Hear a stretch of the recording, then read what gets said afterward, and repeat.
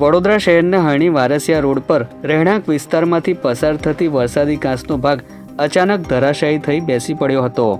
વરસાદી કાંસનો ભાગ ધડાકાભેર બેસી જતા આસપાસના લોકો ભયભીત થઈ ઉઠ્યા હતા।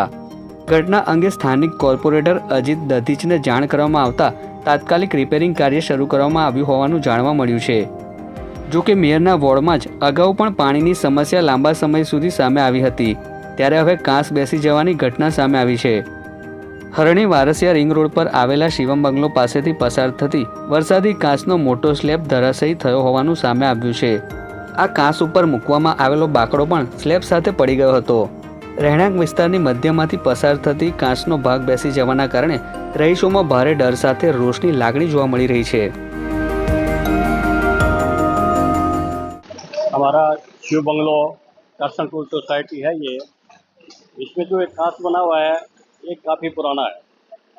हमने इस कांच के लिए काफ़ी बार नया बनाने के लिए मांग रखी है और प्रमुख भारत में जो नया कांच बना है वो इस कांच से 3.5-4 फुट ऊंचा है, जिसकी वजह से वहाँ पानी का बहाव रुक जाता है और इस कांच पे दबाव बढ़ जाता था।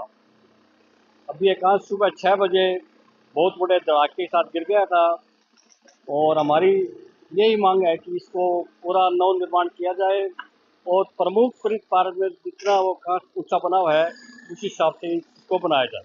કૃષ્ણકુંજ અને શિવ બંગલો વચ્ચેની આ મોટી કાંસ આવેલી છે। સવારે 6 વાગ્યાની અંતર્ગત મોટા ધડાકા સાથે આ સ્લેબ તૂટી ગયું હતું। બધા સ્થાનિકોએ કોર્પોરેટરને અને મેયરને રજૂઆત કરી હતી।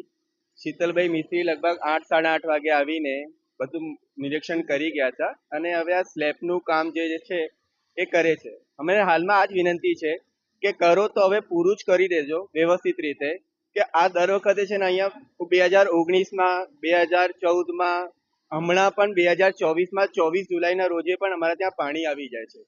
તો સરકારશ્રીને એટલી જ વિનંતી છે કે હવે થયું છે તો પૂરું જ વ્યવસ્થિત રીતે કરી અને હંમેશાનો અમે નિકાલ કરી આપે એવી વિનંતી અમે લોકો કરીએ છીએ।